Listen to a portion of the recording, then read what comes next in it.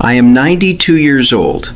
I have outlived my enemies, my business partners, and tragically, I have outlived the love of my life.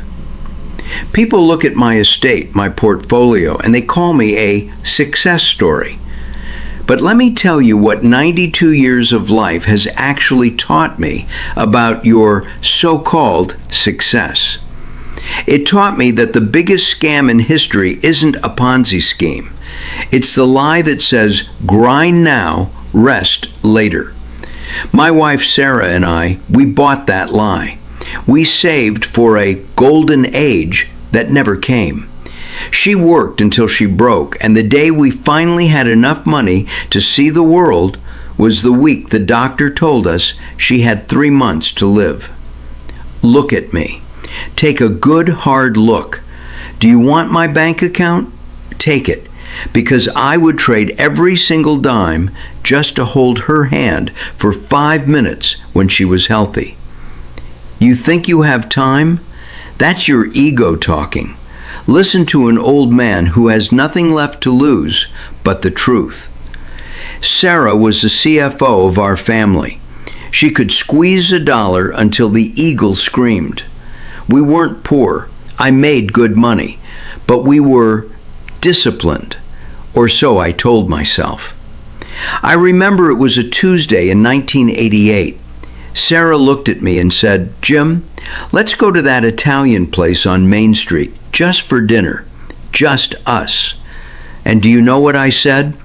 "Not tonight, honey. I have a deadline. Besides, it's overpriced. Let's save that for a special occasion." That was my mantra. Save it for later.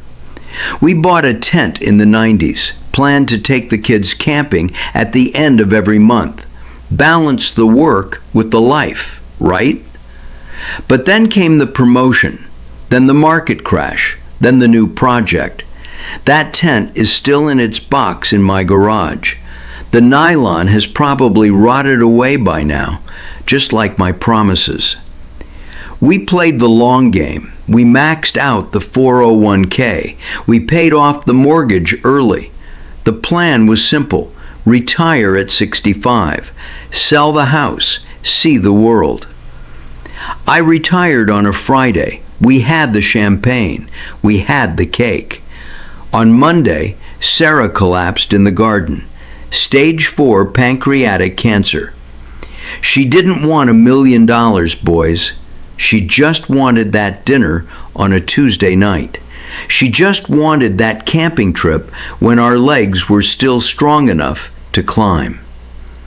I became the richest man in the graveyard, and she became the woman who waited for a train that never came. The worst part? Sarah never complained. Not once. She wasn't the nagging wife you hear about in bad jokes. She was quiet. Too quiet. When I canceled our anniversary dinner for a business trip, she didn't scream.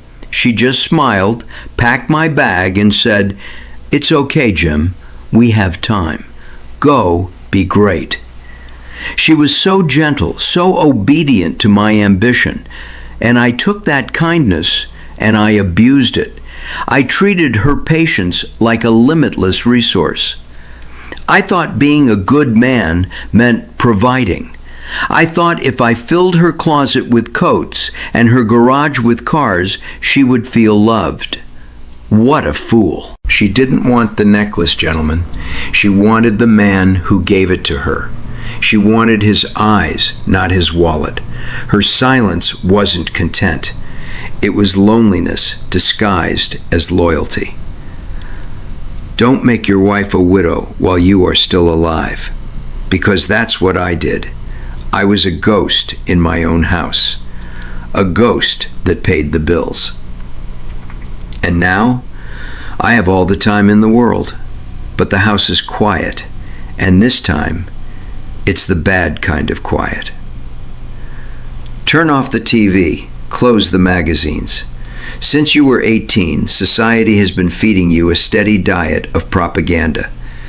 They tell you, grind now, hustle harder, sleep when you're dead. They sell you a picture where retirement is the promised land, a paradise you earn by sacrificing 40 years of your prime. Don't get me wrong, I respect hard work. Hard work is the backbone of a man. Lazy men are useless. If you don't build, you don't eat. I firmly believe that.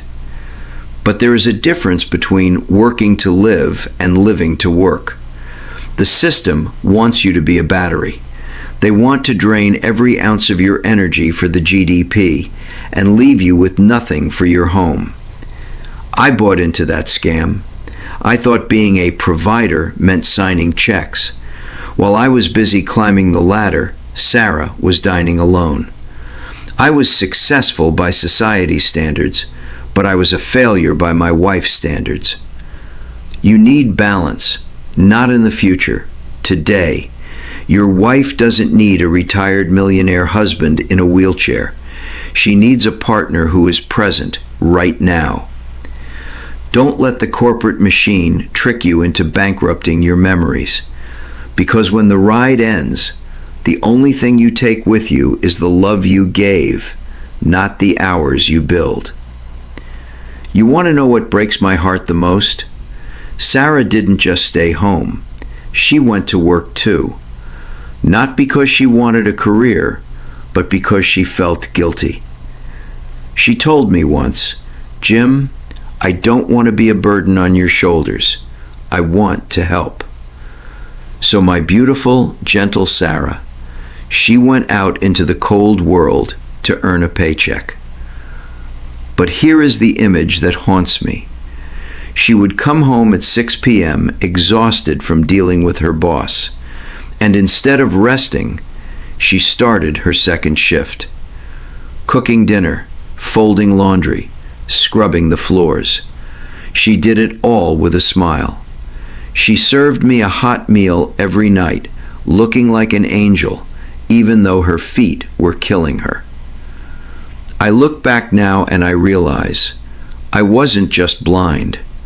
I was ungrateful. I let society convince me that hard work meant my job. I didn't see her work. She was the most beautiful woman I ever saw. Not just her face, but her spirit. She carried the weight of the world just to make my life lighter. And I didn't even say thank you enough times. Gentlemen, if your wife is working and still keeping your home warm, you are looking at a miracle. Don't wait until she is gone to worship the ground she walks on.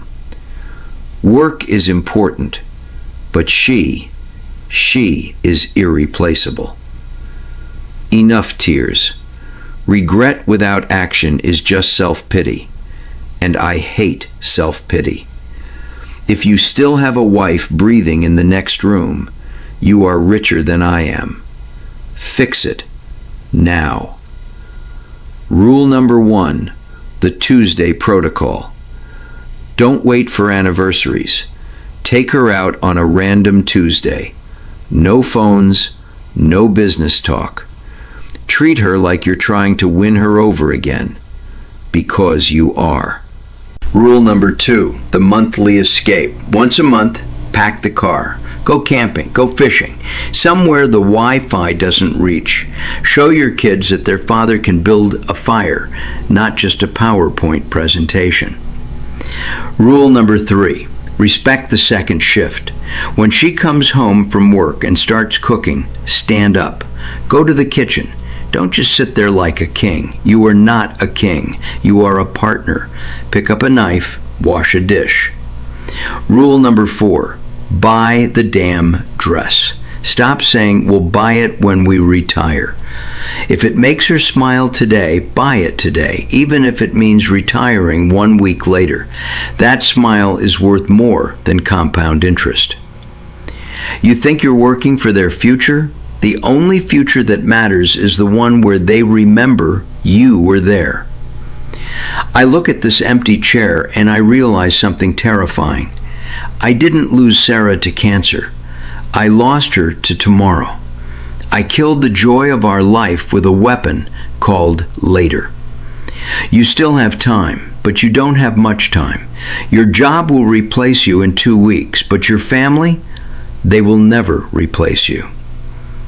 Stop trying to build a legacy of money. Build a legacy of presence.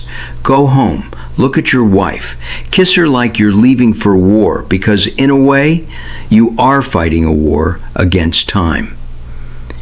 I'd give back every dollar just to hear her say, "Welcome home, Jim," one more time. Don't be me. Be better. If God gave me a time machine, I wouldn't go back to fix my stocks. I wouldn't go back to sign that merger. I would burn this mansion to the ground. I don't want the estate anymore. Give me a small cottage, just 2 rooms. Give me a patch of dirt in the backyard. I want to kneel in the mud next to Sarah and plant hydrangeas. I would buy her every dress in the window, the blue one, the red one. I wouldn't look at the price tag. I would hold her so tight.